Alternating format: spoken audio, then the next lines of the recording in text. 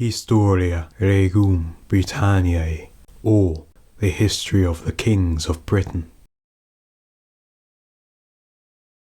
Whilst occupied on many and various studies, I happened to light upon the history of the Kings of Britain, and wondered that in the accounts which Gildas and Bede, their eloquent treatises, have given of them, I found nothing said of those kings who lived here before the incarnation of Christ, nor of Arthur, and of many others who succeeded after the incarnation, though their actions both deserve immortal fame, and were also celebrated by many people in a pleasant manner and by heart, as if they had been written. Whilst I was intent upon these and such like thoughts, Walter, Archdeacon of Oxford, a man of great eloquence, and learned in foreign histories, offered me a very ancient book in the British tongue, which, in a continued regular story and elegant style, related the actions of them all, from Brutus, the first king of the Britons, down to Cadwaladr, the son of Cadwallo. At his request, therefore, though I have not made fine language my study by collecting florid examples from other authors, yet content with my own homely style, I undertook the translation of that book into Latin. For if I had swelled the pages with rhetorical flourishes, I must have tired my readers by employing their attention more upon my words than that upon the history. To you, therefore, Robert, Earl of Gloucester, this work humbly sues for the favour of being so corrected by your advice, that it may not be thought to be the poor offspring of Geoffrey of Monmouth, but when polished by your refined wit and judgment, the production of him who had Henry, the glorious King of England, for his father, and whom we see an accomplished scholar and philosopher, as well as a brave soldier and expert commander, so that Britain with joy acknowledged that in you she possesses another Henry. Britain, the best of the islands, is situated to the western ocean between France and Ireland. Between 800 miles long and 200 broad, it produces everything that is useful to a man, with its plenty that never fails. It abounds with all kinds of metals, and has plains of large extent, and hills fit for the finest tillage, the richness of whose soil affords varieties of fruits in their proper seasons. It also has forests well stocked with all kinds of wild beasts. In its lawns cattle find good chance for pasture, and bees variety of flowers for honey. Under its lofty mountains lie green meadows pleasantly situated, in which gentle murmurs of crystal springs gliding along clean channels give those that pass an agreeable invitation to lie down on their backs and slumber. It is likewise well watered, with lakes and rivers abound with fish, and besides the narrow sea which is on the southern coast towards France, there are 3 noble rivers, stretching out like 3 arms, namely the Thames, the Severn, and the Humber, by which foreign commodities of all countries are brought into it.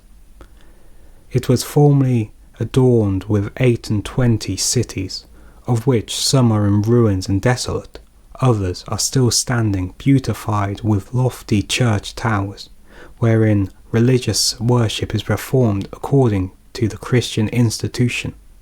It is lastly inhabited by 5 different nations, the Britons, Romans, Saxons, Picts, and Scots, whereof the Britons before the rest did formerly possess the whole island from sea to sea, till divine vengeance punished them for their pride, making them give way to the Picts and Saxons.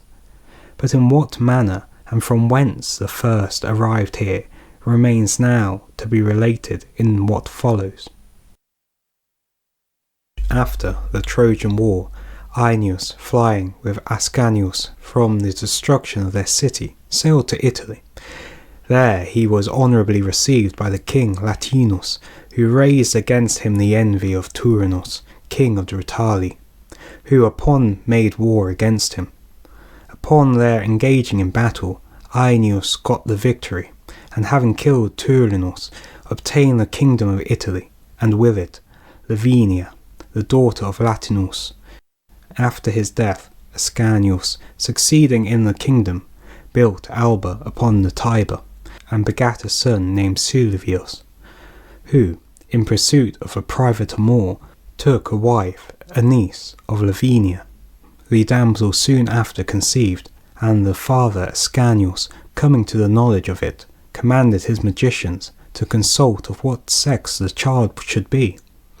When they satisfied themselves in the matter, they told him she would give birth to a boy, who would kill his father and mother, and after travelling over many countries in banishment, would at last arrive at the highest pitch of glory. Nor were they mistaken in their prediction, for at the proper time the woman brought forth a son, and died of his birth. But the child was delivered to a nurse and called Brutus. After 15 years were expired, the youth accompanied his father in hunting, and killed him undesignedly by a shot of an arrow. For, as the servants were driving up the deer towards them, Brutus, in shooting at them, smote his father under the beast. Upon his death, he was expelled from Italy, his kinsmen being enraged at him for so heinous a deed. Thus banished, he went into Greece, where he found the posterity of Helenos, son of Prianus, kept in slavery by Pandrastus, king of the Greeks. For, after the destruction of Troy, Pyrrhus, son of Chilios, had brought hither in chains Helenos and many others, and to revenge on them for the death of his father, had given command that they should be held in captivity.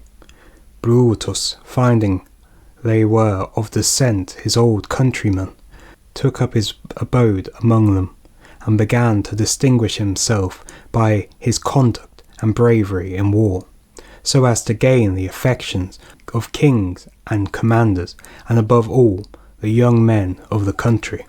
For he was esteemed a person of great capacity, both in council and war, and signalized his generosity to his soldiers by bestowing them all the money and spoils he got. His fame therefore spread all over the countries. The Trojans from all parts began to flock to him, desiring under his command to be freed from subjection to the Greeks, which they assured he might easily be done, considering how much their numbers had now increased in the country, being 7,000 strong, besides women and children. There was likewise then in Greece a noble youth named Saracus, a favourer of their cause, for he was descended on his mother's side from the Trojans, and placed great confidence in them, that he might be able by their assistance to oppose the designs of the Greeks. For his brother had a quarrel with him for attempting to deprive him of 3 castles which his father had given him at his death, on account of him being only the son of a concubine. But as the brother was a Greek, both by his father's and mother's side, he had prevailed with the king and the rest of the Greeks to espouse his cause. Brutus, having taken a view of a number of his men, seeing how Saracus's castles laid open to him, complied with their request. Being therefore chosen their commander, he assembled the Trojans from all parts and fortified the towns belonging to Assaracus. But he himself, with Assaracus, and the whole body of men and women that adhered to him, retired to the woods and hills, and then sent a letter to the king in these words: Brutus, general of the remainder of the Trojans, to Pandrastus, king of the Greeks, sends greeting. And it was beneath the dignity of a nation descended from the illustrious race of Dardanus, to be treated in your kingdom otherwise than the nobility of their birth required. They have betaken themselves to the protection of the woods. They have preferred living after the manner of wild beasts, upon flesh and herbs, with enjoyment of liberty, to continuing longer in the greatest luxury under the yoke of slavery.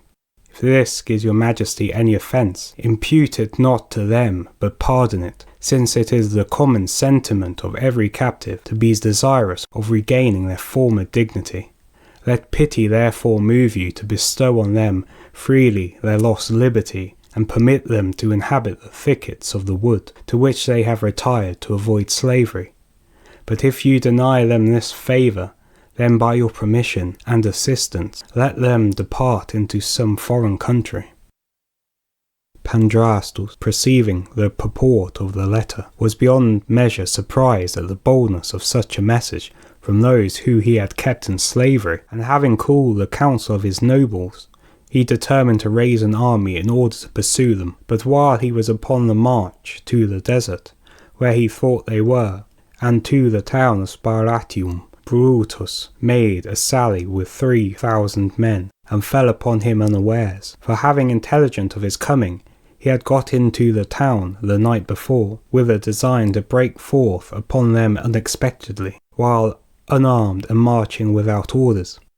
The sally being made, the Trojans briskly attacked them, and endeavoured to make great slaughter. The Greeks, astonished, immediately gave way on all sides, and with the king at their head, hastened to pass the river Achelon, which runs near the place, but in passing are in great danger from the rapidity of the streams. Brutus galls them in their fight, and kills some of them in the stream, but some are on the banks, and running to and fro, rejoicing to see them in both places exposed in ruin. But Antigonus, the brother of Pandrasus, grieved at the sight, rallied his scattered troops, and made a quick return upon the furious Trojans, for he rather chose to die making a brave resistance than being drowned in a muddy puddle in a shameful fight.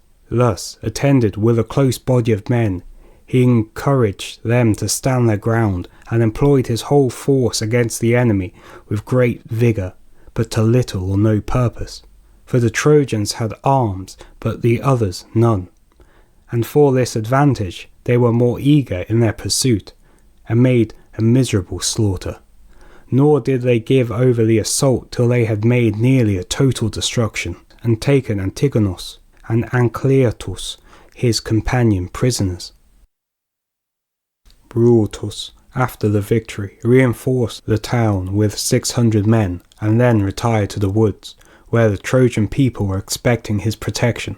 In the meantime, Pandrasus, grieving at his own flight and his brother's captivity, endeavoured that night to reassemble his broken forces, and the next morning went with a body of people which he had gotten together to besiege the town, in which he supposed Brutus had put himself with Antigonus and the rest of the prisoners that he had taken. As soon as he had arrived at the walls and had viewed the situation of the castle, he divided his army into several bodies, and placed them around it in different stations. One party was charged not to suffer any of the besieged to go out, another to turn the courses of the rivers, a third to beat down the walls with battering rams and other engines. In obedience to those commands, they laboured with the utmost force to distress the besieged, and night coming on, made choice of their bravest men to defend the camp and the tent from the incursions of the enemy, while the rest, who were fatigued with labour, refreshed themselves with sleep. But the besieged, standing on top of the walls, were no less vigorous to repel the forces of the enemy's engines, and assault them with their own, and cast forth darts and firebrands, with unanimous resolve to make the valiant defence. And when a breach was made through the walls, they compelled the enemy to retire, by throwing upon them fire and scalding water. But being distressed through scarcity of provisions and daily labour, they sent an urgent message to Brutus to hasten their assistance, for they were afraid they might be so weakened as to be obliged to quit the town. Brutus, though desirous of relieving them, was under great perplexity, as he had not enough men to stand a pitched battle, and therefore made use of a stratagem, by which he proposed to enter the enemy's camp by night, and having deceived their watch to kill them in their sleep. But because he knew this was impracticable, without the concurrence and assistance of some Greeks, called him Anacletus, the companion of Antigonus, and with a drawn sword in his hand, spoke to him after this manner. Noble youth, your own and Antigonus's life is now at an end, unless you will faithfully perform what I have commanded you. This night I desire to invade the camp of the Greeks, and fall upon them unaware, but am afraid of being hindered in this attempt if the watch should discover the stratagem. Since it will be necessary, therefore, to have them killed first, I desire to make use of you to deceive them, that I may have easier access to the rest. Do you therefore manage this affair cunningly. At the 2nd hour of the night go to the watch, and with fair speeches tell them that you have brought away Antigonus from prison, and that he is come to the bottom of the woods, where he lies hid among the shrubs, and cannot get away any further, by reason of fetters with which you should pretend that he is bound. Then you shall conduct them as if they were to deliver him to the end of the wood, where I will attend with a band of men ready to kill them. Anacletus, seeing the sword threatening him with immediate death, while these words were being pronounced, was so terrified as to promise upon an oath that on condition he and Antigonus should have longer lives granted to them, he would execute his command. Accordingly, the agreement being confirmed, the 2nd hour of the night, he directs his way towards the Grecian camp, and when he who come near to it, the watch, who were then narrowly examining all the places where anyone could hide, ran out from all parts to meet him, and demanded the occasion for his coming, and whether it was not to betray the army. He, with a show of great joy, made the following answer: I come not to betray my country, but have made my escape from the prison of the Trojans. I fly thither to desire you who will go with me to Antigonus, whom I have delivered from Brutus's chains. For being not able to come with me for the weight of his fetters, I have a little while ago caused him to lie among the shrubs at the end of the wood, till I could meet with someone whom I might conduct to his assistance. While they were in suspense about the truth of the story, there came one who knew him, and after he had saluted him, told him where he was, so that now, without any hesitation, they quickly called their absent companions, and followed him to the wood where he had told them Antigonus lay hid. But at length, as they were going among the shrubs, Brutus and his armed band sprang forth and fell upon them, while under the greatest astonishment with a most cruel slaughter. From thence he marched directly to the siege, and divided his men into 3 bands, assigning to each of them a different part of the camp, and telling them to advance discreetly and without noise, and when entered not to kill a body, till he and his companions should be possessed of the king's tent, and should cause the trumpet to sound for a signal. When he had given them these instructions, they forthwith slowly entered the camp in silence, and taking their appointed stations awaited the promised signal, which Brutus delayed not giving as soon as he had got before the tent of Pandrastus, to assault which was the thing he most desired. At hearing the signal, they forthwith draw their swords, enter in among the men in their sleep, making quick destruction of them, and allowing no quarter, in this manner traversing the whole camp. The rest, awakened at the groans of the dying, and seeing their assailants, were like sheep seized by a sudden fear, for they despaired of life, since they had neither the time to take arms nor to escape by flight. They run up and down without arms among the armed, whithersoever the fury of the assault hurried them, but on all sides cut down by the enemy rushing in. Some that might have escaped were in the eagerness of flight dashed against the rocks, trees, and shrubs, and increased the misery of their death.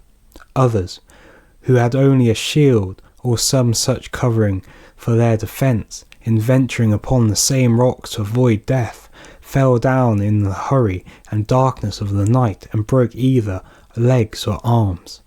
Others that escaped both these disasters but did not know whither to fly, they drowned in the adjacent rivers, and scarcely one made it away without some unhappy accident befalling him. Besides, the garrison in the town, upon noticing of the coming of their fellow soldiers, sallied forth and redoubled the slaughter. But Brutus, as I said before, having possessed himself of the king's tent, made it his business to keep him a safe prisoner, for he knew he could more easily attain his ends by preserving his life than by killing him. But the party that was with him, allowing no quarter, made an utter destruction in that part which they had gained. The night being spent in this manner, when the next morning discovered to their view so great an overthrow of the enemy, Brutus, in transports of joy, gave full liberty to his men to do what they pleased with the plunder, and then entered the town with the king, to stay there till they had shared it amongst them, which done, they again fortified the castle, gave order for burying the slain, and retired with their force to the woods in great joy for the victory. After the rejoicing of his people on this occasion, their renowned general summoned the oldest of them and asked their advice, what he had best desire of Pandrastus, who, being now in their power, would readily grant whatever they would request of him in order to gain his liberty. They, according to their different fancies, desired different things. Some urged him to request that a certain part of the kingdom might be assigned them for their habitation. Others, that he would demand leave to depart, and to be supplied with necessities for the voyage.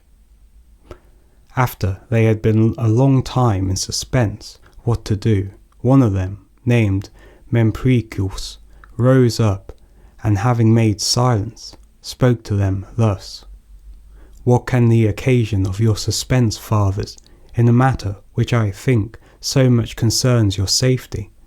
The only thing you can request, with any prospect of a firm peace and security to yourself and your prosperity, is liberty to depart.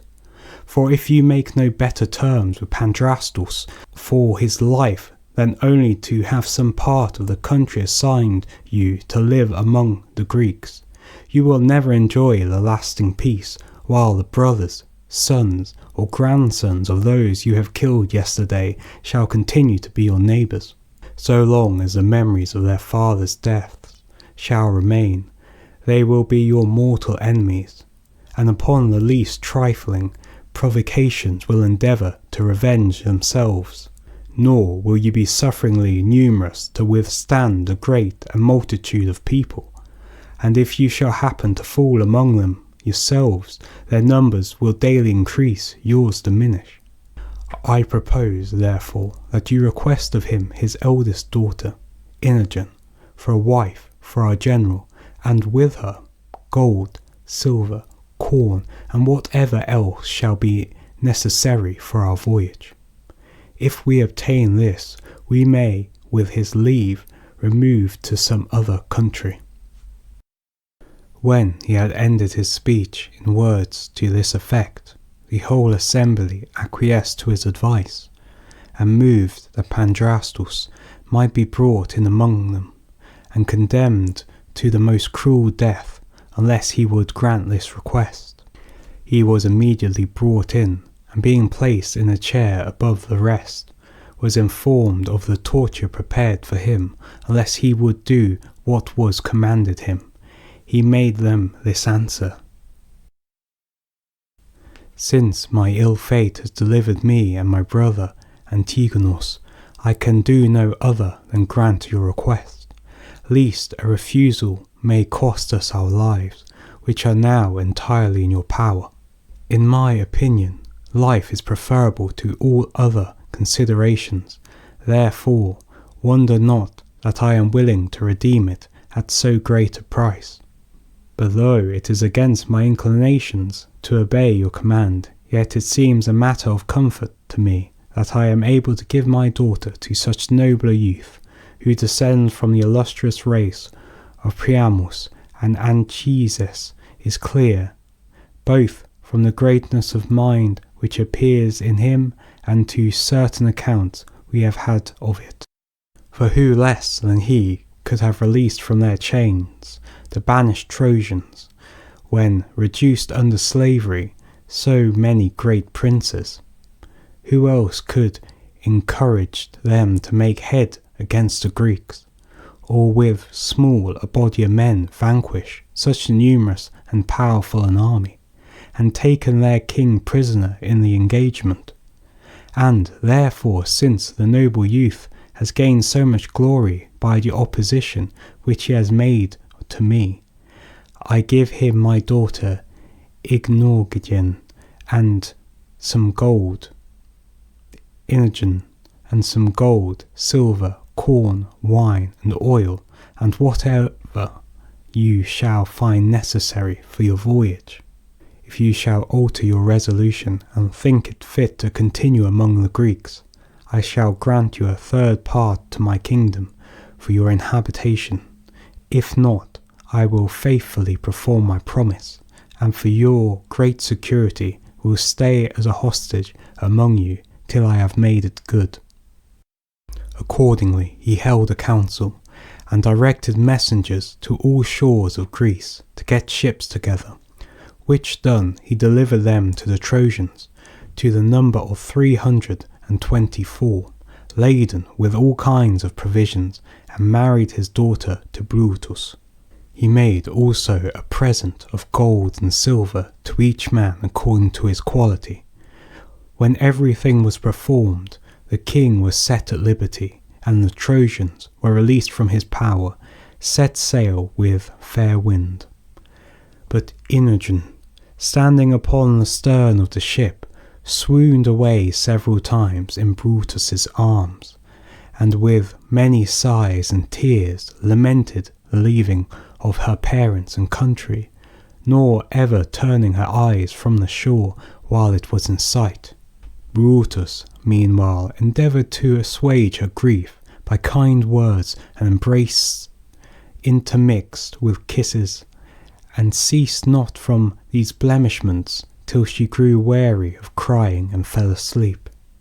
During these and other accidents the winds continued fair for 2 days and a night together, when at length they arrived at a certain island called Laodicea, which had been formerly wasted by the incursions of pirates, and was then uninhabited. Brutus, not knowing this, sent 300 armed men ashore to see who inhabited it, but they, finding nobody, killed several kinds of wild beasts in which they met in the groves and woods. They came to a desolate city, in which they found a temple of Diana, and in it a statue of that goddess, which gave answers to those who came to consult her.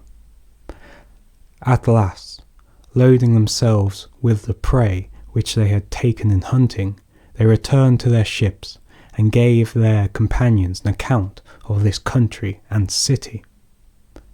Then they advised their leader to go to the city, and after offering sacrifices, to inquire of the deity of a place what country was allotted to them for their place of settlement.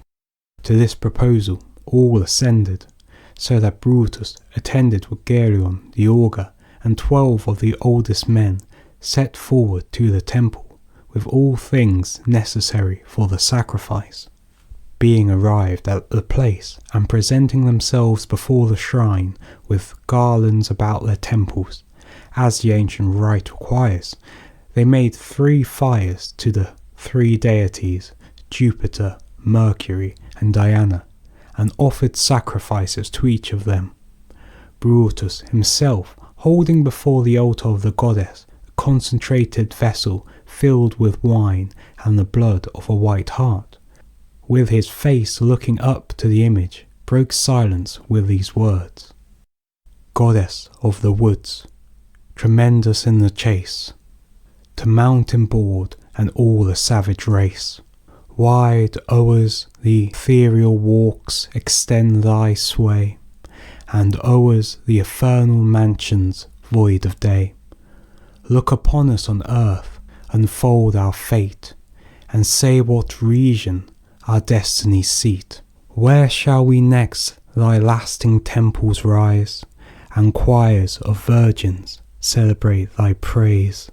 These words he repeated 9 times, after which he took 4 turns around the altar, pouring the wine into the fire, and then laid himself down upon the hart skin, which he had spread before the altar, where he fell asleep. About the 3rd hour of night, the usual time for deep sleep, the goddess seemed to present herself before him and foretell his future success as follows. Brutus, there lies beyond the Gaelic bounds an island which the western sea surrounds. By giants once possessed, now few remain, to bar thy entrance or obstruct thy reign. To reach the happy shore that sails employ, thy fate decrees to raise a second Troy, and found an empire in thy royal line, which time shall ne'er destroy nor bounds confine. Awakened by the vision, he was for some time in doubt with himself, whether what he had seen was a dream or a real appearance of the goddess herself, foretelling to what land he should go. At last he called to his companions and related to them in order the vision he had in his sleep, and which they very much rejoiced, and were urgent to return to their ships. And while the winds favoured them, they hastened their voyage forward to the west in pursuit of what the goddess had promised. Without delay, returning to their company, and set sail again, and after a course of 30 days came to Africa, being ignorant of yet whither to steer. From thence they came to the Philenian altars, and to a place called Salinae, and sailed between Ruskikada and the mountains of Azara, where they underwent great danger from pirates, whom, notwithstanding, they vanquished, and enriched themselves with their spoils. From thence, passing the river Malua, they arrived at Mauritania, where at last, for want of provisions, they were obliged to go ashore, and dividing themselves into several bands, they laid waste to the whole country. When they had well stored their ships, they steered to the Pillars of Hercules, where they saw some of those sea monsters called sirens, which surrounded their ships and very nearly overturned them. However, they made a shift to escape, and came to the Tyrrhenian Sea, upon the shores of which they found several nations descendant from the banished Trojans, that had accompanied Antenor in his flight. The name of their commander was Corinius, a modest man in matters of counsel, and of great courage and boldness, who, in an encounter with any person, even of gigantic stature, would immediately overthrow him as if he were a child. When they understood from whom he was descended, they joined company with him, and those under his government, who from the name of their leader was afterwards called the Cornish people, and indeed were more serviceable to Brutus than the rest in all his engagements. From there they came to Aquitania, and entering the mouth of the Loire cast anchor. There they stayed 7 days and viewed the country. Geoffrey Pictus, who was king of Aquitania at the time, having the count brought to him of the arrival of a foreign people with a great fleet upon his coast, sent ambassadors to them to demand whether they brought with them war or peace. The ambassadors, on their way towards the fleet, met Corinius, who was come out with 200 men to hunt in the woods. They demanded of him who gave him leave to enter the king's forest and kill his game, which, by ancient law, nobody was allowed to do without leave of the prince. Corinius answered that as for that matter there was no occasion for asking leave, upon which one of them, named Imbertus, rushing forward, with a full-drawn bow levelled a shot at him. Carinus avoided the arrow and immediately runs up to him, and with his bow in his hand breaks his head. The rest narrowly escaped and carried the news of this disaster to Geoffarius. The Picterian general was struck with sorrow for this, and immediately raised a vast army to revenge the death of his ambassador. Brutus, on the other hand, upon hearing the rumours of his coming, sent away the women and children to the ships, which he took care to be well guarded, and commands them to stay there, while he, with the rest of the able to bear arms, should go to meet the army.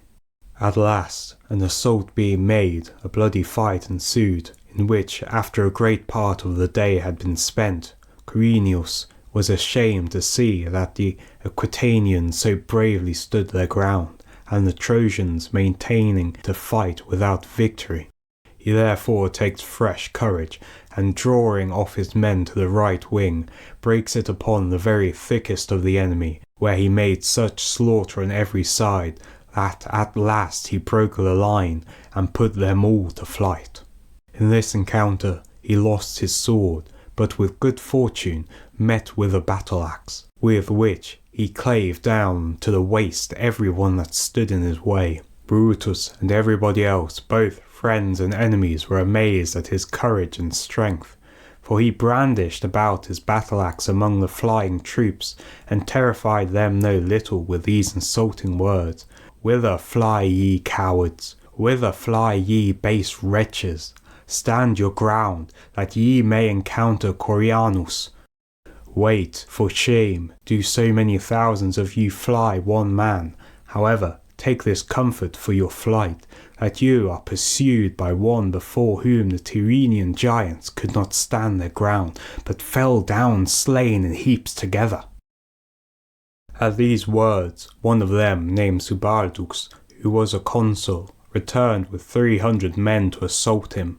But Corianus, with his shield, warded off the blows, and lifted his battle-axe, gave him such a stroke upon the top of his helmet, that at once he clave him down to the waist, and then, rushing upon the rest, he made terrible slaughter by wielding about his battle-axe among them, and running to and fro, seemed more anxious to inflict blows on the enemy than careful to avoid those which they aimed at him. Some had their hands and arms, some their very shoulders, some against their heads, and others their legs cut off by him. All fought with him only, and he alone seemed to fight with all.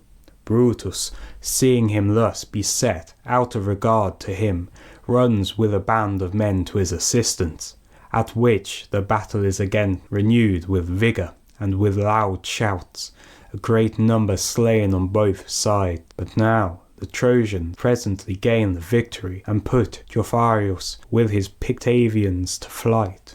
The king, after a narrow escape, went to several parts of Gaul to procure succours among such princes as were related or known to him.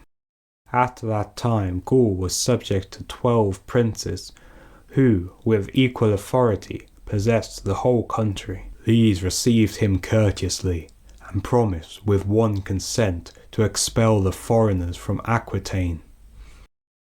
Brutus, in joy of the victory, enriches his men with the spoils of the slain, and then, dividing them into several bodies, marches into the country, with a design to lay it waste, and load his fleet with the spoils.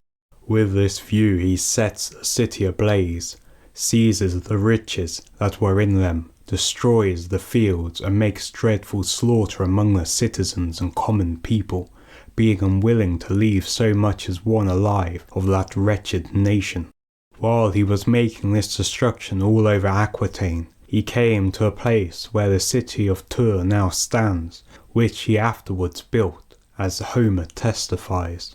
As soon as he had looked out a place convenient for the purpose, he pitched his camp there, for a place of safe retreat, when occasion should require. He was afraid on account of Joffarius's approach with the kings and princes of Gaul, and a very great army which was now come near the place, ready to give him battle. Having therefore finished his camp, he expected to engage with Joffarius in 2 days' time, placing the utmost confidence in the conduct and courage of the young men under his command.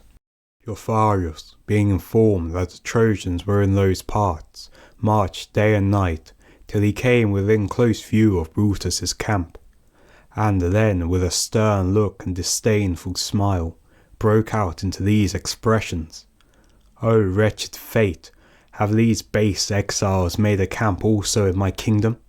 Arm, arm, soldiers, and march through their thickest ranks.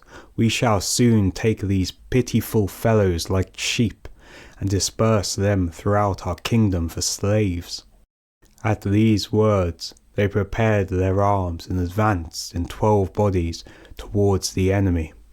Brutus, on the other hand, with his forces drawn up in order, went forth boldly to meet them, gave his men directions for their conduct, where they should assault and where they should be on the defence. At the beginning of the attack, the Trojans had the advantage and made a rapid slaughter of the enemy, for which they fell nearly 2,000, which so terrified the rest that they were on the point of running away. But, as the victory generally falls to the side that has much the superiority in numbers, so the Gauls, being 3 to 1 in number, though overpowered at first, yet at last joined in a great body together, broke it upon the Trojans, and forced them to retire to their camp with much slaughter. The victory this gained, they besieged them in their camp, with a design not to suffer them to stir out until they could either surrender themselves prisoners, or be cruelly starved to death with a long famine. In the meantime, Corianus, the night following, entered into consultation with Brutus, and proposed to go out that night by byways, and conceal himself in the adjacent wood till break of day, where Brutus should sally forth upon the enemy in the morning twilight. Him and his company would surprise them from behind and put them into slaughter. Brutus was pleased with this stratagem of Corianus, who, according to his engagement, got out cunningly with 3,000 men and put himself under the covert of the woods. As soon as it was day, Brutus marshalled his men and opened the camp to go out to fight. The Gauls met him and began the engagement. Many thousands fell on both sides, neither party giving quarter. There was present a Trojan named Turnus, the nephew of Brutus, inferior to none but Corianus in courage and strength of body. He alone with his sword killed 600 men, but at last was unfortunately slain himself by a great number of Gauls that rushed upon him. From him the city of Tours derives its name, because he was buried there. While both armies were thus warmly engaged, Corianus came upon them unawares, and fell fiercely upon the rear of the enemy, which put new courage into his friends on the other side, and made them exert themselves with increased vigour. The Gauls were astonished at the very should of Corianus's men, and thinking their numbers to be much greater than it really was, they hastily quitted the field, but the Trojans pursued them and killed them in pursuit. Nor did they desist till they had gained a complete victory. Brutus, though in joy for this great success, was yet afflicted to observe the number of his forces daily lessened, while that of the enemies increased more and more. He was in suspense for some time, whether he had better continue the war or not, but at last he determined to return to his ships, while the greater part of his followers were yet safe, and hitherto victorious, and to go in quest of the island which the goddess had told him about. So, without further delay, with the consent of his company, he repaired to the fleet, and loaded it with the riches and spoils he had taken, set sail with a fair wind towards the promised land, and arrived on the coast of Totnes. The island was then called Albion, and inhabited by none but a few giants. Notwithstanding this, the pleasant situation of the places, the plenty of rivers bounding with fish, and the engaging prospects of its woods made Brutus and his company very desirous to fix their inhabitation in it. They therefore passed through all the provinces, forced the giants to fly into the caves of the mountains, and divided the country amongst them according to the directions of their commander. After this, they began to till the ground and build houses, so that in a little time the country looked like a place that had been long inhabited. At last Brutus called the island after his own name, Britain, and his companions Britons, for by these means he desired to perpetuate the memory of his name. From whence afterwards the language of the nation, which at first bore the name of the Trojan or rough Greek, was called British. But Corianus, in imitation of his leader, called that place of the island which fell to his share Corenia, and his people Corenians, after his name. And though he had his choice of provinces before all the rest, yet he preferred this country, which is called in Latin Cornubia, either from it being the shape of a horn, or from the corruption of the said name. For it was a diversion to him to encounter the said giants, which were in greater number than that in all other provinces that fell to the share of his companions. Among the rest was one detestable monster, named Goamagot, in stature 12 cubits, and of such prodigious strength that at one shake he pulled up an oak as if it had been a hazel wand.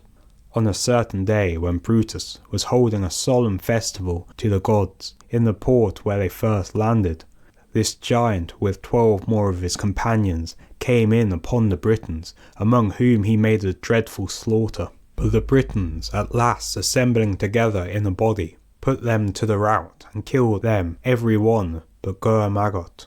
Brutus had given orders to have him preserved alive, out of desire to see a combat between him and Corianus, who took a great pleasure in such encounters. Corianus, overjoyed at this, prepared himself, and throwing aside his arms, challenged him to wrestle with him. At the beginning of this encounter, Corianus and the giant, standing front to front, held each other strongly in their arms, and panted aloud for breath. But Goamagot presently grasped Corianus with all his might, broke 3 of his ribs, 2 on his right side, and 1 on his left, at which Corianus, highly enraged, roused up his whole strength, and snatched him upon his shoulders, ran with him as fast as the weight would allow him, to the next shore, and there, getting upon the top of the high rock, hurled down the savage monster into the sea, where, falling on the sides of the craggy rocks, he was torn to pieces and coloured the waves with his blood. The place where he fell, taking its name from the giant's fall, is called Lam Goamagot, that is, Goamagot's leap, to this day. Brutus, having thus at last set eyes upon his kingdom, formed a design of building a city, and, with this view, travelled through the lands to find out a convenient situation, and coming to the river Thames, he walked along the shore, and at last pitched upon a place very fit for his purpose. Here, therefore, he built a city which he called New Troy, under which its name continued a long time after, till at last, by the corruption of the original word, it came to be called Trinovantium. But afterwards, when Lud, the brother Cassibellaum, who made war against Julius Caesar, obtained the government of the kingdom, he surrounded it with stately walls and towers of admirable workmanship, and ordered it to be called after his name, Car Lud, that is, the city of Lud. But this very thing became afterwards an occasion of great quarrel between him and his brother Nemeus, who took offence at his abolishing the name of Troy in this country. For this quarrel, Gildas, the historian, has given a full account, for which reason I pass it over, for fear of debasing it by my account of it, what so great a writer has so eloquently related. After Brutus had finished the building of the city, he made choice of the citizens that were to inhabit it, and prescribed them laws for their peaceable government. At this time Eli the priest governed in Judah, and the Ark of the Covenant was taken by the Philistines. At the same time also the sons of Hector, after the expulsion of the posterity of Antenor, reigned in Troy, as in Italy did Silvius Aeneas, the son of Aeneas, the uncle of Brutus, and the third king of the Latins.